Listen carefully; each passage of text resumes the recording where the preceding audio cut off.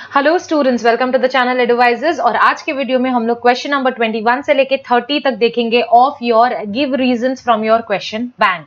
ठीक है, तो मेरा ऑलरेडी 2 वीडियोस अपलोडेड है। First video was from question 1 to 10। ठीक है, 10 क्वेश्चंस का मैं वीडियोस बना रही हूँ सो दैट आपको भी बोर ना हो और मुझे भी मजा आए। ठीक है, तो 10 क्वेश्चन का बना लिया था जिसमें हमने 2 चैप्टर्स कवर किए थे, heredity and evolution, life process part 1। Second video में मैंने क्वेश्चन नंबर 11 to 20 किया था जिसमें हमने कवर किया था life process part 2 and environmental management. तो इस वीडियो में हम towards green energy and animal classification का करेंगे।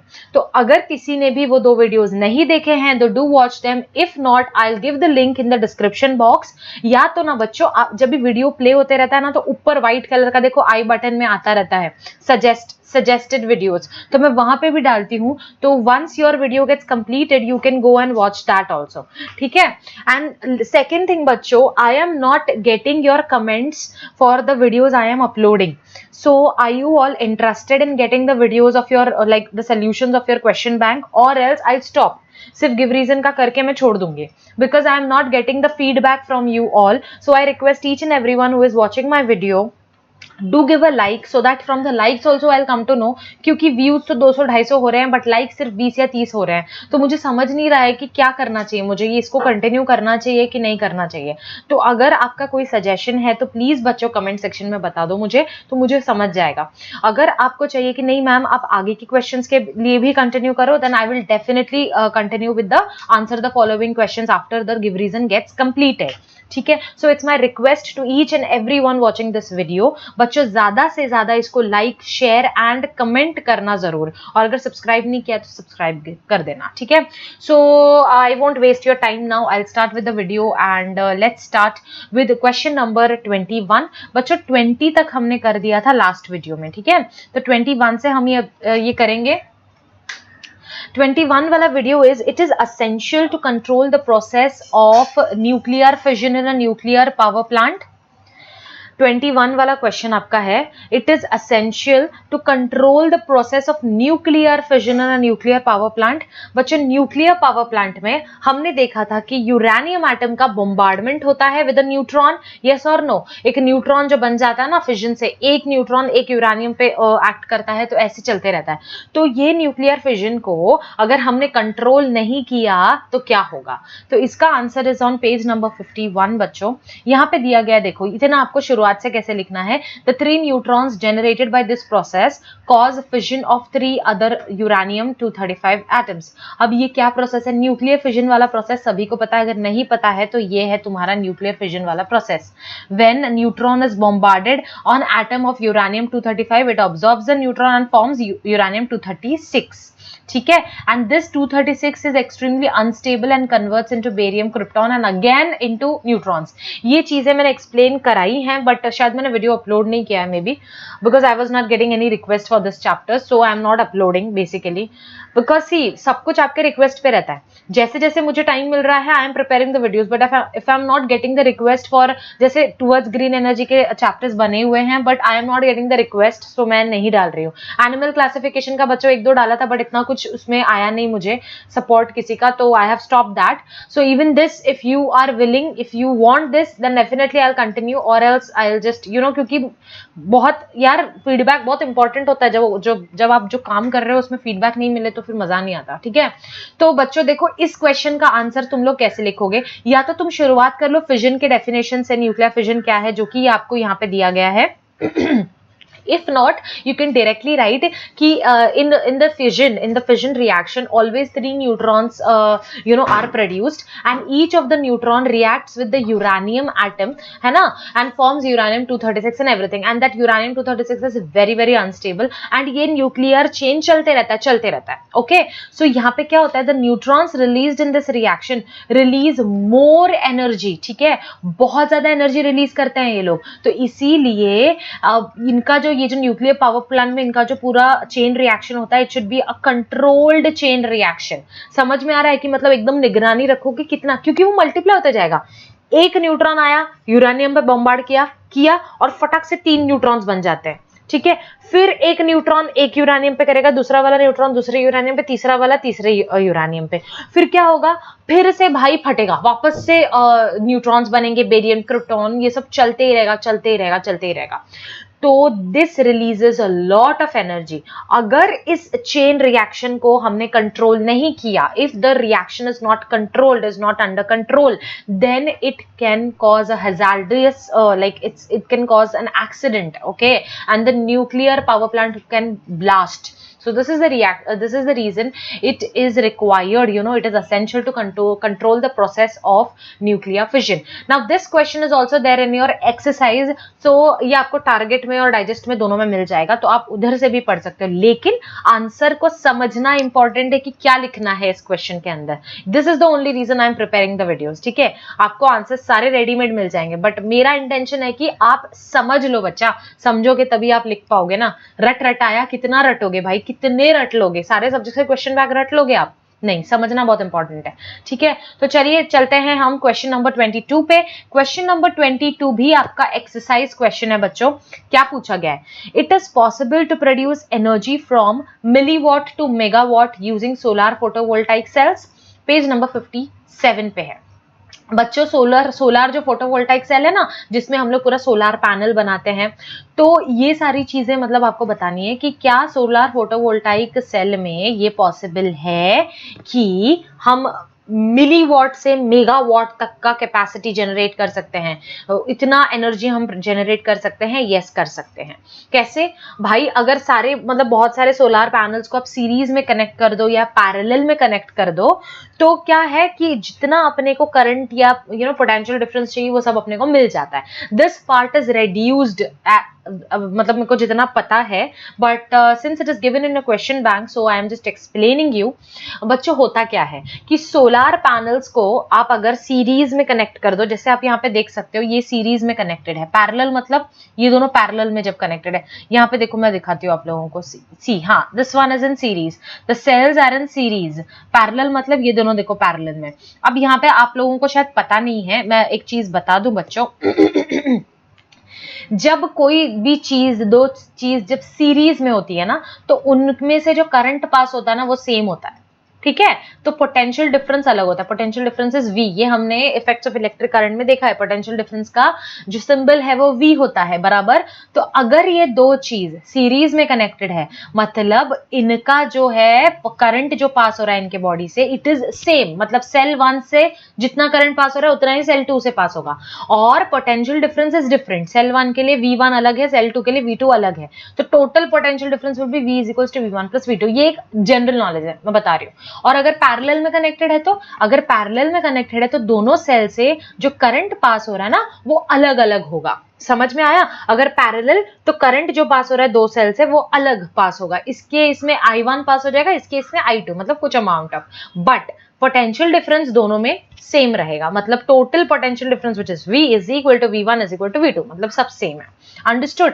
तो what you have to write in this answer, you need not write these points, you just mention कि if we connect the solar panels, now what a solar panel, this is a solar panel, this is a, now if the solar cells are arranged in a series or parallel or whatever, then a solar panel is made. See, यहाँ पे लिखा गया है many solar cells come together to form a solar panel. Now, if इतने बड़े बड़े solar panels होते हैं, आपने देखा होगा यार, बिल्डिंग्स में भी यूज होता है, अभी तो मेट्रो स्टेशंस पे भी सोलर पैनल से ही पूरा इलेक्ट्रिसिटी चलता है उन लोगों का, ठीक है। तो आप लोग क्या करोगे कि बहुत सारे सोलर पैनल्स है, आप अगर उनको सीरीज में या पैरेलल में कनेक्ट कर दोगे तो कुछ अमाउंट ऑफ करंट और पोटेंशियल डिफरेंस प्रोड्यूस होता है, this we know.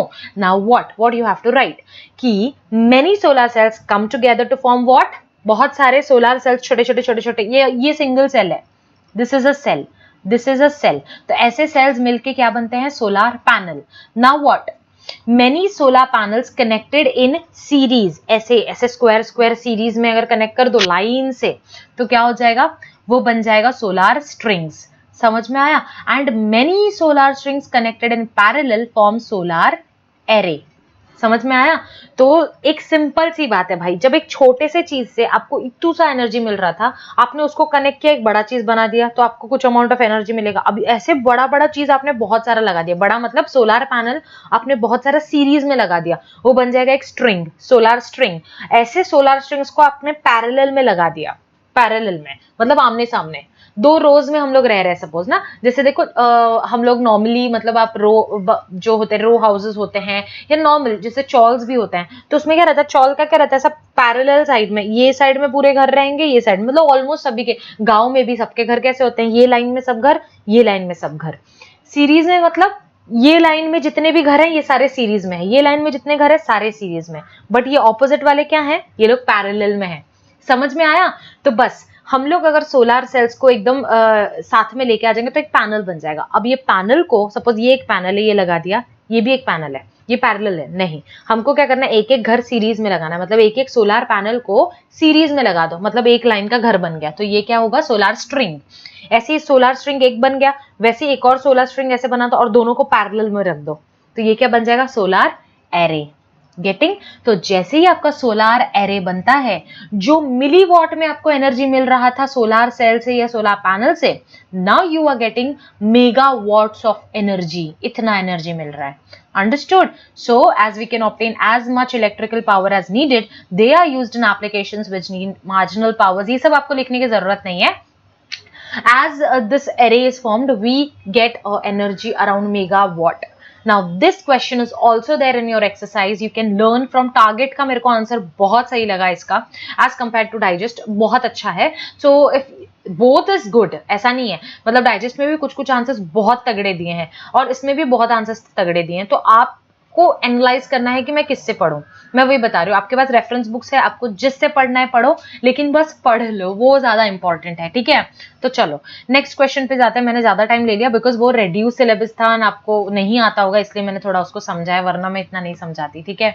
Now hydro power, solar energy and wind energy are renewable sources, renewable energy sources. Ma'am इसमें क्या पढ़ना है, ये तो हमने बचपन से हमको पता है, तो इसमें तो हम ऐसे ही लिख के आ जाएंगे। नहीं ऐसे ही मत लिखना, कैसे लिखना है इसको बताती हूँ। Hydro power, solar energy and wind energy are renewable energies, we know that. तो सबसे पहले आपको रिन्यूएबल एनर्जी का डेफिनेशन लिखना है। What is a renewable energy? Now you can write the sources of energy, the sources of energy which are being produced continuously and are inexhaustible are called renewable, right. तो जो मतलब ना exhaust नहीं होंगे और continuously मिल रहा है, जैसे कि हाइड्रो पावर में हमको क्या मिल रहा है, वाटर, वाटर से हमको मिल नहीं रहा है। What is the energy source? Water. So water we are getting in plenty, right. Solar energy, कौन सी एनर्जी यूज हो रही है यहाँ पे? सनलाइट यूज कर रहे हैं हम, उससे हमारा इलेक्ट्रिसिटी जनरेट हो रहा है, यस और नो। तो सनलाइट को भाई ये भी क्या है, कंटिन्यूअसली मिल रहा है अपने को, हर रोज दिन होता है, हर रोज धूप आता है, तो सनलाइट मिल रहा है ना। विंड एनर्जी, विंड भी भाई, भले विंड एनर्जी पावर स्टेशन तुमको ऐसे जगह पे लगाना है जहां पे एकदम तगड़ा एकदम बोलते हैं ना हवा चलता रहे, बट वो अवेलेबल है। अंडरस्टूड? सो आपको पहला पॉइंट लिखना है रिन्यूएबल सोर्स ऑफ एनर्जी का डेफिनेशन। देन सेकेंड पॉइंट में आपको लिखना है कि इन hydro power the energy sources water, solar, in solar power, solar energy power plant the energy source is sunlight, and in wind energy power plant the energy source is wind, and these three things are produced continuously and they are renewable, hence समझ में आया? और कुछ points add कर सकते हो क्या? Yes, that's it. If you want, you can write a third point as comparison वाला. But जब हम लोग थर्मल पावर प्लांट में क्या है एनर्जी सोर्स? कोल ना, कोल से हीट एनर्जी मिलती है, तो कोल एंड जो अपना जो भी फॉसिल फ्यूल्स है ना, नेचुरल गैस पावर प्लांट भी फॉसिल फ्यूल्स, तो they are getting depleted, right, as compare to these three, तो इसलिए ये रिन्यूएबल है, समझा। Now 24th, energy saving is a need of the hour. ये किसको नहीं पता? पूरा दुनिया यही बोल रहा है, लेकिन सेव कोई नहीं कर रहा है। सबको पता है हमको ना एनर्जी सेव करना चाहिए, जितना यूज चाहिए उतना ही यूज करो, एनर्जी खत्म हो रहा है, लाइट बंद किया करो जब जरूरत नहीं है, फैन बंद किया करो जब जरूरत नहीं। कौन करता है? याद रहता है? इस रूम से उस रूम में चले जाते हैं, फैन चालू रहता है, लाइट चालू रहता है, है ना, तो we have to be very very cautious about these things. तो इसमें आपको गिव रीजन लिखना है, ये सब लिखना नहीं है, एक रूम से दूसरे रूम में जाते हैं ये सब नहीं लिखना है, ठीक है। तो ये भी तुम्हारा एक्सरसाइज क्वेश्चन है बच्चों। So there is no specific answer in your text book for this. See these two का जो मैंने ना पेज नंबर्स लिखे नहीं है ना बच्चों, तो उसके स्पेसिफिकली कहीं कुछ पॉइंट्स नहीं है, ये आपको अपने से लिखना है बैठ के, ठीक है। तो इन स्पाइट ऑफ राइटिंग खुद का personal answer, please refer the books and write the answers from there, but I am explaining each and every answer. Energy saving is the need of the hour. Yes, you have to write a lot about this. Why energy saving is the need of the hour? Why? Can anyone, like, अभी मैं live भी नहीं है तो मैं क्या पूछूं भाई। Energy is depleting nowadays, we have to save the energy in one in one form of the other, है ना। It can not be created but it can be transformed, right. तो it has to be used properly and it has to be conserved, right. तो आप यही सारी चीजें book में है आपके। Earthworm is said to be farmers friend, ये तो बचपन से हम पढ़ते आए हैं, फिल इन द ब्लैंक्स में भी पूछा जाता है। तो earthworm is said to be farmers friend, ये आपके टेक्सचुअल एक्सरसाइज क्वेश्चन में नहीं है, बट तुम्हारे टेक्स्ट बुक में एक डब्बा है बच्चों, why earthworm is the friend of farmer, ऐसा कुछ है, तो वो प्लीज आप करना। क्यों? Now the earthworm helps in digging the soil. Yes, now once the soil is digged, the water penetrates into the soil very easily and it reaches the root, है ना। earthworm also helps in decomposing the matter and forms organic matter, manure and all everything. तो ये these are the 3 reasons you can write and hence earthworm is said to be farmer's friend. समझा? This is also given in very beautifully in both the books. Please do refer, वो है आपके book में, दोनों reference book में। Body temperature of reptiles is not stable. बच्चों this is, मैंने page क्यों मार्क किया है, this question is from your Reptilia class. Reptilia जो है ना, तो ये अपना तो पूरे, तो उसमें एव्स एंड ये सब सारे जो अलग अलग है, मैमेलियाज एंड, तो रेप्टीलिया के सेक्शन में क्या बोला गया है, body temperature of reptiles is not stable. बच्चों ये तुम्हारा है exercise question. Now what will you write here, let me tell you. First of all, body temperature of reptiles are not stable. क्यों? Because the reptiles are cold blooded. Cold blooded मतलब वो लोग जो we are warm blooded, right. हम लोग क्या करते हैं भाई, आज अगर हम लोग मनाली चले गए तो वहां पे भी हम अपनी बॉडी टेम्परेचर मेंटेन कर लेते हैं, भले थोड़ी ठंडी लगती है but we are able to maintain. अगर हम साउथ में चले जाएं तो गर्मी भी झेल लेते हैं।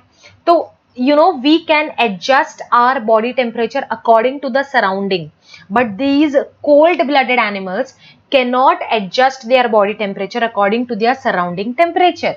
Okay, so their temperature become unstable. This is the reason body temperature of reptiles is not stable. मैं बता देती हूँ, पेज नंबर 74 में मैंने बस रेप्टीलिया वाला सेक्शन में वो कोल्ड ब्लडेड अंडरलाइन किया है, एज सच आंसर इसमें नहीं है। You can refer your book, मैंने एक्सप्लेन कर दिया है, ठीक है। रेप्टीलिया वाला तो जस्ट मतलब बहुत तगड़ा ही दिए हैं बुक्स में यार, मतलब तुम लोग एक बार रेफर करोगे तो बहुत सही है। तुमको यही बोला गया है, मेन इस क्वेश्चन में तुम्हारा आंसर ढूंढा जाएगा। ये जो वर्ड है कोल्ड ब्लडेड, कोल्ड ब्लडेड आपको लिखना है और उसका एक्सप्लेनेशन देना है, दैट्स इट। ही कोल्ड ब्लडेड वाले animals are they can not maintain their body temperature, they are unable to regulate, मतलब ऐसा थोड़ा scientific words, they are unable to regulate their body temperature according to their surroundings and their body temperature becomes unstable.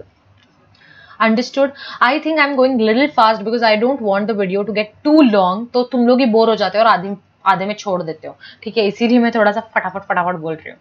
27 question, a body irritates if it comes in contact with a jellyfish.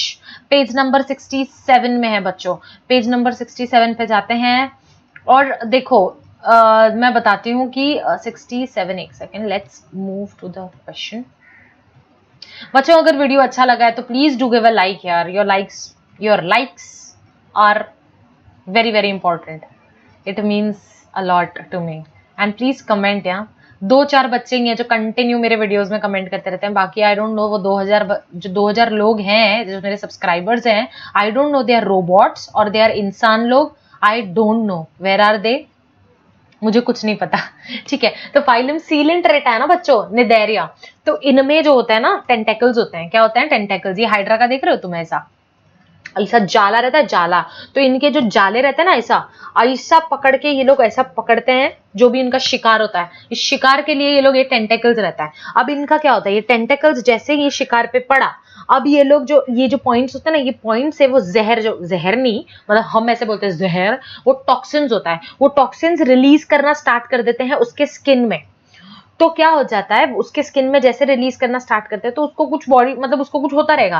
तो human body को क्या होता है कि अगर jellyfish जो होता है ना, तो जेलीफिश को पकड़ते भी हैं लोग, तो जेलीफिश को अगर तुम मतलब पकड़ते मतलब ऐसा नॉर्मल, अगर तुमने कुछ उसके टच में आए तो टच में अगर आते हैं तो वो क्या करते हैं, उनको लगता है ये शिकार आया, चलो पकड़ो, हमला।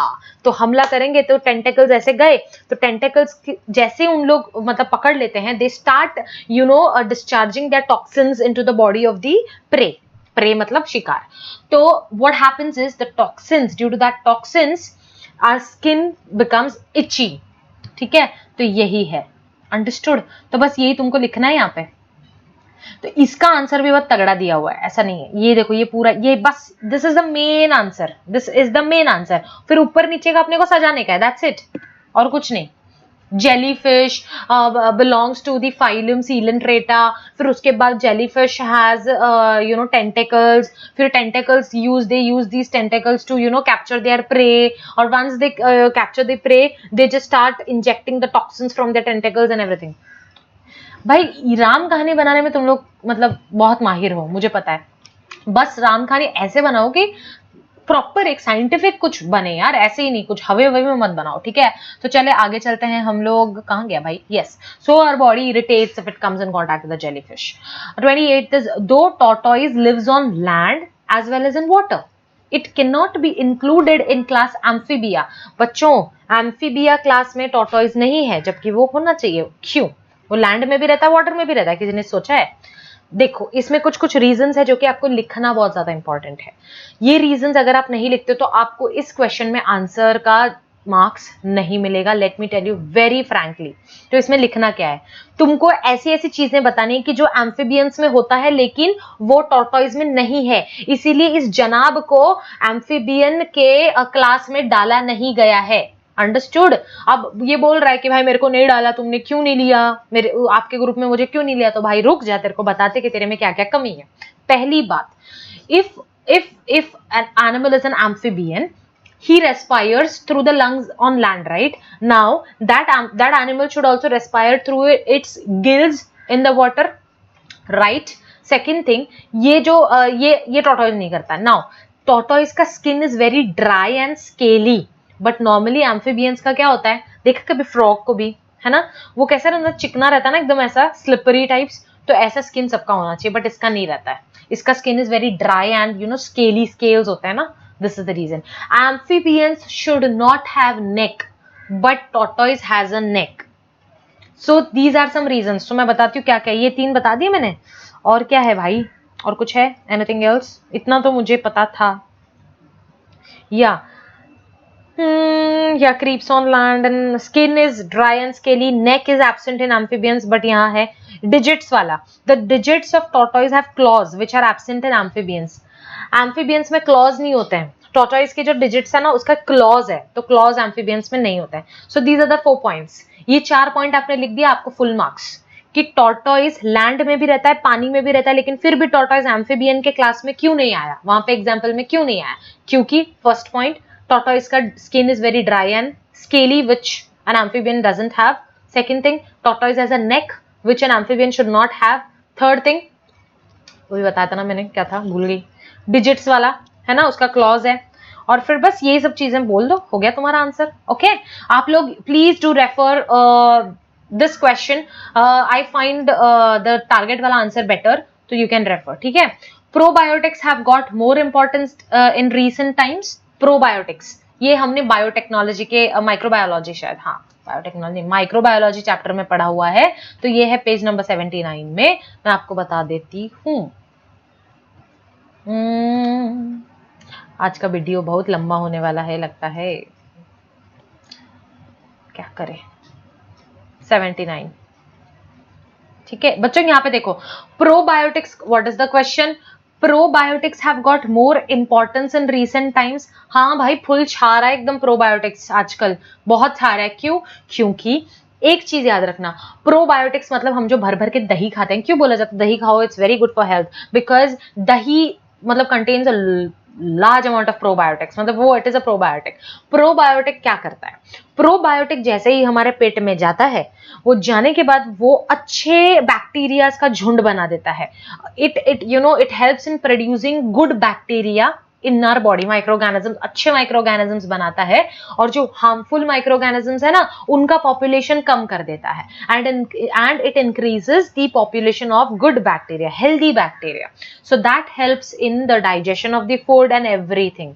अंडरस्टूड? सो इसके लिए इतना अच्छा रहा है, तो यहाँ पे लिखना है probiotic is the milk product, it contains active bacteria. एक नाम ले लो बस, लैक्टोबैसिलस ले लो, बहुत सारे हैं, एसिडोफिलस, लैक्टोबैसिलस, ये कैसाई एंड बहुत सारे हैं, तो आपको जो याद आता है एक ले लो। मेरे को लैक्टोबैसिलस याद रहता है, मैंने वो लिख लिया। Now these microbes, these probiotic का microbes maintain the balance of intestinal microorganisms. पूरे पेट के पूरे इंटेस्टाइन में माइक्रो ऑर्गेनिजम्स होते हैं ना हमारे, उनका बैलेंस मेंटेन करता है। मतलब अगर गंदे वाले माइक्रो ऑर्गेनिजम्स बढ़ गए हैं तो उनको कम करो, अच्छे वालों को बढ़ा दो, and have a balance. Okay, so increases the population of microbes helping the digestion and decrease the population of harmful microbes. Harmful microbes, for example, Clostridium. ये एक नाम याद रखना, एक harmful microbe है ये. So this is the reason probiotics are trending. समझा क्या? मतलब इंपॉर्टेंस है उनका बहुत ज्यादा। Last question of this day, bread and other products made using commercial yeast are nutritious? Yes बच्चों, पेज नंबर 79 में। ओके बच्चों, I have also marked this वाला कि ये जो प्रोडक्ट्स होते हैं, प्रोबायोटिक्स के प्रोडक्ट्स होते हैं, they form the colonies of useful microbes in our intestine, alimentary canal and control other microbes. If you want you can write, no problem. अगर उतना भी लिखते हो तो भी आपको मार्क्स मिलेगा। बच्चों, जो कमर्शियल ईस्ट यूज होता है ना ब्रेड में, ब्रेड जो कमर्शियली, क्या पूछा गया क्वेश्चन पे ध्यान देना, क्या बोला? Bread and other products made using commercial east.